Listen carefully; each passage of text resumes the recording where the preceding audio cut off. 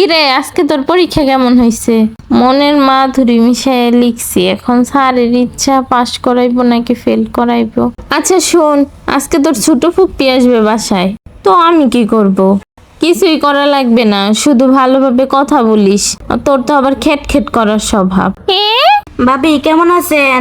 ভালো আছি, তুমি কেমন আছো? আমিও ভালো আছি ভাবি। ভাবি সাথিয়া তো অনেক বড় হয়ে গেছে, বিয়ে দিবেন কবে? কি যে বলো না, মেয়ে তো এখনো অনেক ছোট। আমাদের তো ভাবি আগেই বিয়ে হয়েছে, আমরা কি সংসার করি নাই? কি যে বলো না, আগের যুগ কি এখনো আছে? হ ভাবি, যা ভালো মনে করেন তাই কইরেন। আম্মু ক্ষুধা লাগছে, ভাত দাও। ভাবি বিয়ে দিয়ে দেন। আম্মু গোসল করতে যাব। ভাবি বিয়ে দিয়ে দেন। আম্মু কারেন্ট চলে গেছে। ভাবি বিয়ে দিয়ে দেন। আম্মু মশা কামড়ায়। ভাবি বিয়ে দিয়ে দেন।